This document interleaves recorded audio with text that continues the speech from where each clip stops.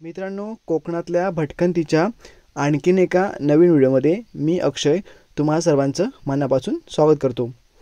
तर मित्रांनो, मी आता आहे संगमेश्वरमध्ये, संगमेश्वर तालुक्यातील ओझरखोल या गावी आहे। हे आरोहीचं गाव आहे आणि आम्ही तिकडे आलो आहे कालच। हे आरोहीचं घर आहे आणि आजूबाजूचा परिसर। आरोहीला पण 2 दिवस सुट्टी होती आणि आम्हाला भात लावायला पण सुरुवात करायची होती, तर ती म्हणते त्याच्या आधी आपण जाऊन येऊया एक दिवस 2 दिवस। तर आम्ही कालच इकडे आलो आहे। मी तुम्हाला दाखवतो इकडचं आरोहीचं जे घर आहे ना, ते तुम्हाला मी बाहेरून दाखवतो आहे।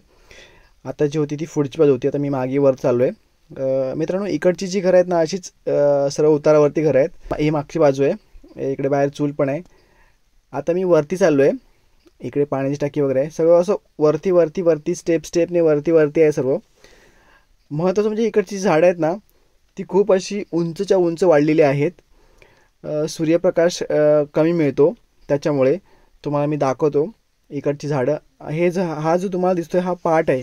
पूर्वी या पाटातून पाणी यायचं, ते पाणी मग आपल्या रोजच्या व्यवहारासाठी सगळ्यासाठी वापरलं जायचं। तेव्हा हा पाट दरवर्षी साफ केला जायचा, कारण त्याचं पाणी वापरलं जायचं। आता पाईपलाईन आली आहे, नळ पाणी योजना झाली आहे, त्याच्यामुळे त्याच्याकडे आता लक्ष नसल्यामुळे ते आता बंद आहे ते पाट।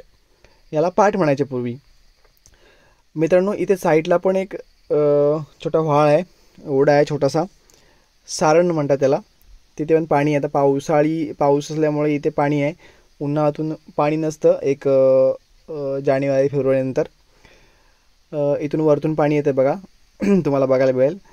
आणि तुम्हाला मी म्हटलं ना, इकडची झाडं खूपच उंचच्या उंच वाढतात। इकडची झाडं आहेत ना, हे बघा, इथे फोफळीची आहेत। फोफळीची तर उंच वाढतातच, त्याचबरोबर ते सागाची झाडं आहेत, आंब्याची आहेत, फणसाची आहेत। जी झाडं आहेत तिथे ती सर्व अगदी सरळ रेषेत वाढली आहेत, उंचच्या उंच। आजूबाजूला फांद्यानं फुटता, कारण सूर्यप्रकाश इकडे कमी असतो, ऊन फारसं येतच नाही। 12 ते 2 वाजेपर्यंत ऊन असतं या गावामध्ये। मी आता येतोय, मला माहीत आहे। तर आमच्या गावापेक्षा खूप थंड वातावरण आहे। सूर्याची किरणं जी आहेत ती कमी पडतात इकडे, त्याच्यामुळे थंडीच्या दिवसातून खूप थंडी असते। माझ्या गावामध्ये थंडी खूप कमी असते, इकडे खूपच थंडी असते। तर मित्रांनो, मी इकडे आलो आहे, तर म्हटलं इकडच्या गावाबद्दल किंवा इकडचं गाव कसं आहे ते पण तुम्हाला थोडं दाखवावं। तुम्ही पण इकडचे संगमेश्वरचे वगैरे असू शकता, असं काही नाही, तुम्हाला सर्व माहीत असेल। ज्यांना माहीत नाही त्यांच्यासाठी पण हा व्हिडिओ असू शकतो। तर मित्रांनो, इथे बघा, इथे तगारीची फुलं खूप सारी फुलली आहेत, एकदम वाईट झालं झाड। आम्ही याला तगार म्हणतो, तुम्ही याला काय म्हणत असाल मला माहीत नाही, वेगळं नाव असेल तर नक्कीच मला कमेंट करून सांगा मित्रांनो। तर इकडे ही अशी सर्वात उंचच्या उंच वाढलेली झाडं आहेत। जास्तीत जास्त मित्रांनो अशी उंचच वाढलेली झाडं इथे मला बघायला मिळाली। अशी गोल झालेली किंवा अशी बहरलेली झाडं इकडे मला फारशी बघायला मिळाली नाही आहेत। असो, तर मित्रांनो, मी तुम्हाला या गावच्या मंदिरामध्ये घेऊन जाणार आहे। त्याआधी ही घराची समोरची बाजू आहे, समोर रोड आहे, मी गाडी खाली पार्क केली बघा, आणि इकडून खाली उतरत जायला लागणार आहे, कारण इकडची सर्व घरं उतारावरती असल्यामुळे उतरत आणि चढत असंच आहे या साईडला।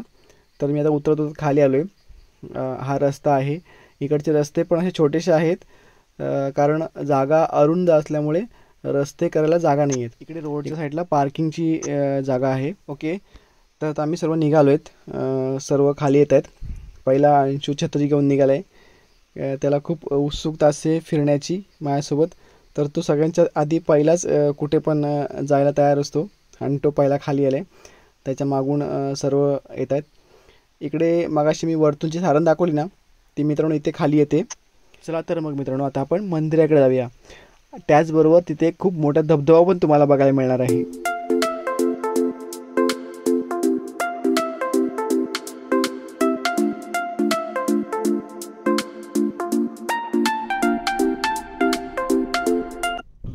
तर मी आता निघालो आहे सगळ्यांसोबत मंदिराकडे जायला।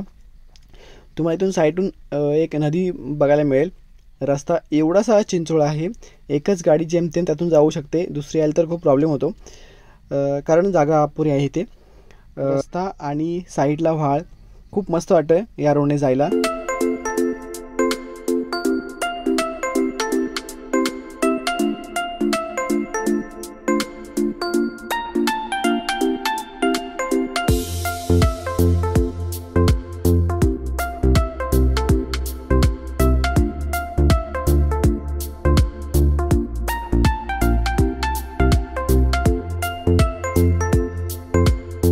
मित्रांनो, आर्वीचं जे गाव आहे, घर आहे, ते अगदी मुंबई आणि गोवाच्या रोडच्या बाजूलाच आहे, 2 मिनिटाच्या अंतरावरती. त्यांची वाडी एकदम चिपकूनच आहे हायवेला. तर हा समोर जो बघताय तुम्ही तो मुंबई गोवा हायवे आहे. त्याचं काम चालू आहे सध्या. मला हायवेला जायचं नाही आहे.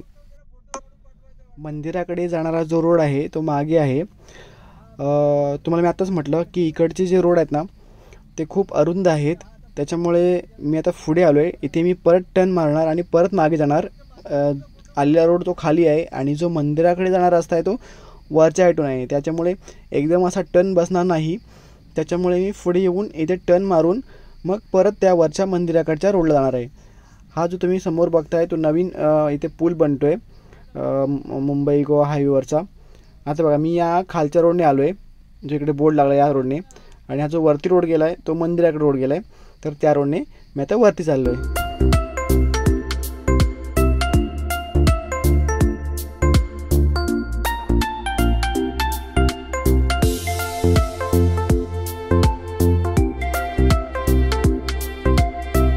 आता मी थोडंसं वरती आलो आहे. मंदिराकडे जो रोड जातो तो दुसऱ्या वाडीतून होऊन जातो आणि त्याच वाडीमध्ये मी आलो आहे. ही वाडी खूपच उंच आहे दुसऱ्या वाड्यांपेक्षा. एकदम उंच जागेवरती आहे, उतारावरती आहे इकडची घरं. तर मित्रांनो, संगमेश्वरचा निसर्ग अनुभवत आपण ओझरखोल गावच्या मंदिराकडे जाऊया.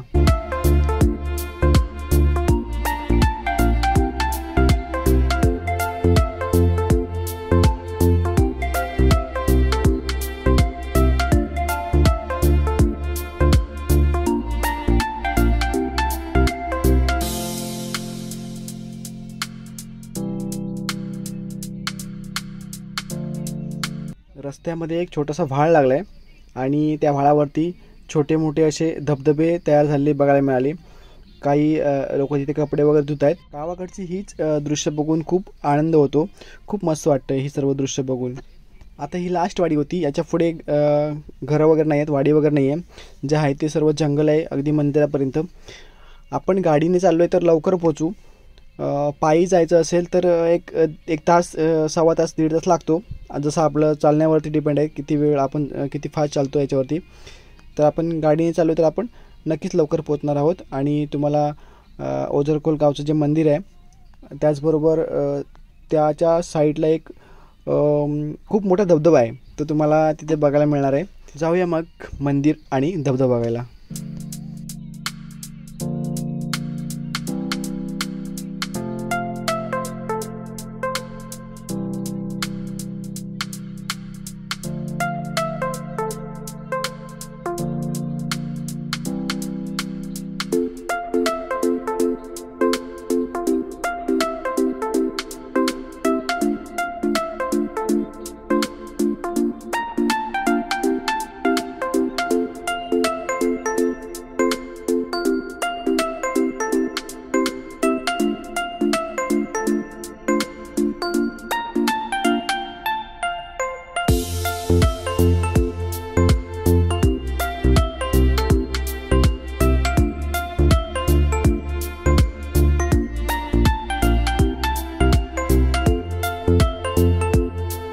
मित्रांनो, इथे मला थोडासा कच्चा रस्ता लागला आहे. म्हणजेच मंदिरापर्यंत पूर्ण डांबरीकरण आहेच, पण इथे थोडासा भाग राहून गेला आहे डांबरीकरण करायचा.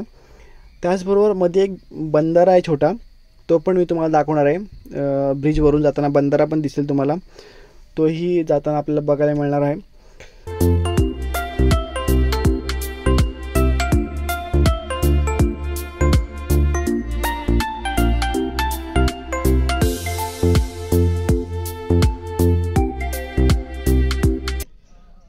तर बंधाराच्या इथे आपण आलो आहे. हा जो ब्रिज आहे याच्यावरून तुम्हाला दिसतो बघा बंधारा.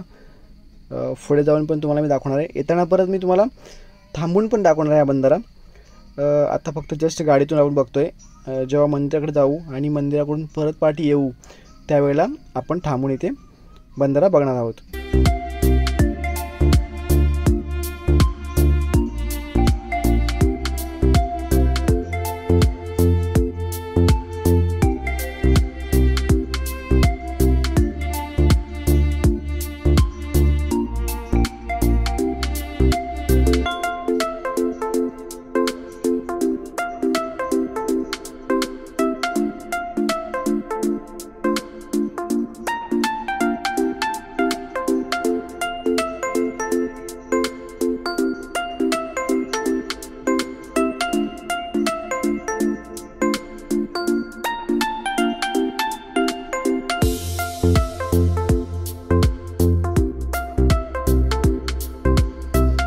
फायनली मित्रांनो मंदिराच्या परिसरामध्ये आलो आहे.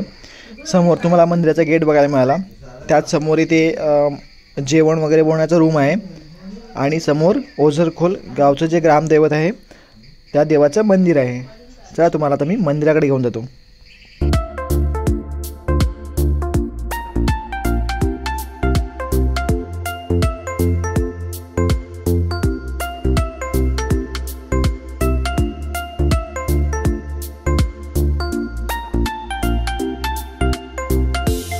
तर मित्रांनो हा मंदिराचा परिसर आहे.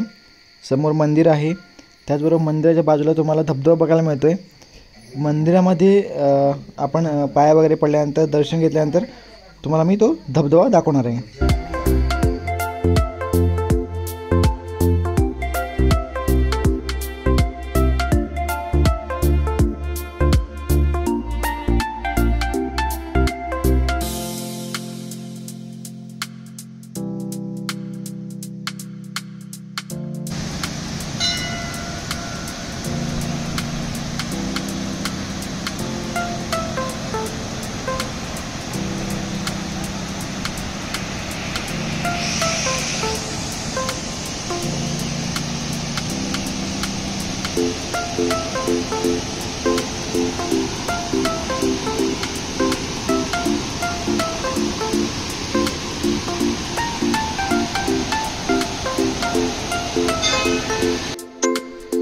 तर तुम्हाला मगाशी मी म्हटलं इकडची घरं वगैरे आहेत ती उतारावरतीच आहेत. त्याचप्रमाणे हे जे मंदिर आहे ते पण उतारावरतीच आहे.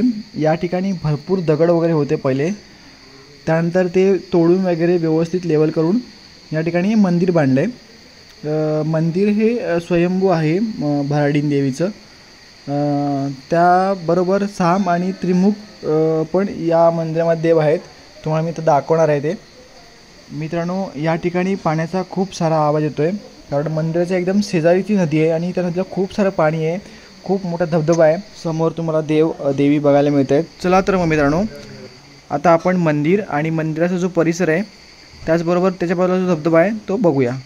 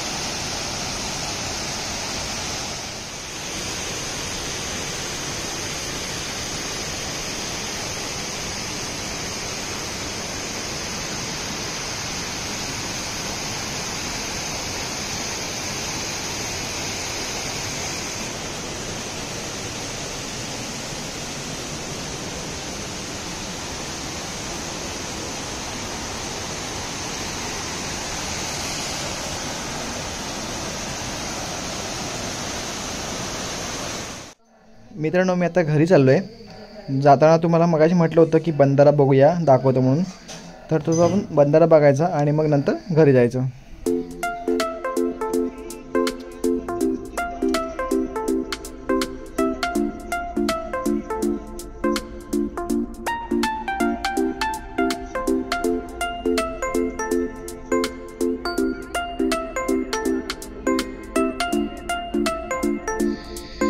मी आता इथे आलो आहे बंधाराच्या इथे.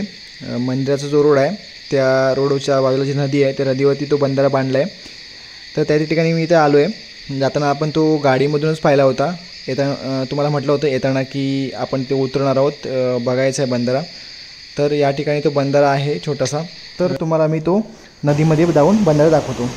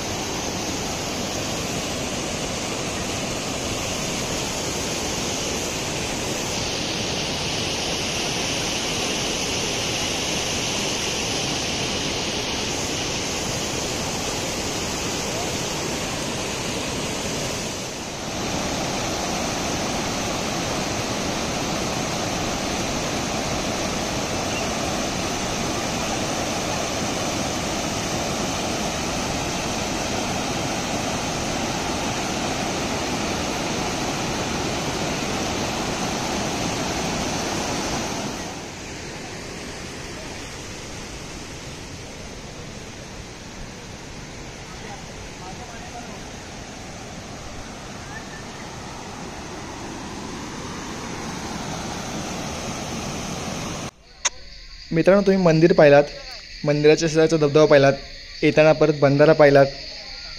तर मी आता घरी चाललो आहे. जाताना रस्त्यामध्ये टाकळ्याची खूप सारी भाजी होती. तर सगळेच म्हणाली टाकळ्याची भाजी काढूया. तर इथं आम्ही टाकळ्याची भाजी काढणार थोडी आणि नंतर पुढे मग घरी निघून जाणार.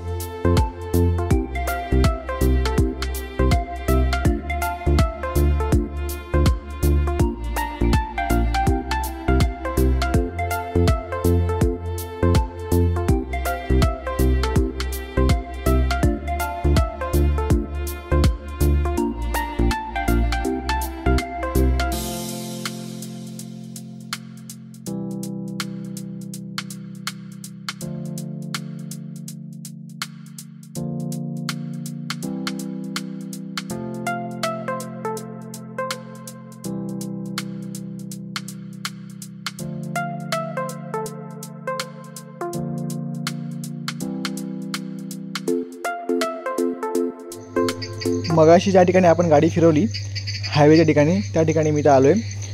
आता इथे परत पुण्यांदा पुढे येऊन टर्न मारावा लागतो आहे आणि इथे टर्न मारून मग नंतर मग आम्ही घराकडच्या रस्त्याने निघणार. तर मित्रांनो, आजचा व्हिडिओ तुम्हाला कसा वाटला मला कमेंट करून सांगा. व्हिडिओ जर आवडला असेल तर नक्कीच लाईक करा, शेअर करा. तुम्ही जर का चॅनलवरती नवीन असाल तर माझ्या चॅनल नक्की सबस्क्राईब करा, जेणेकरून माझे नवनवीन व्हिडिओ तुमच्यापर्यंत पोचायला तुम्हाला मदत होईल. मित्रांनो, पुन्हा भेटू आपण अशाच नवीन एका व्हिडिओमध्ये. तोपर्यंत बाय बाय.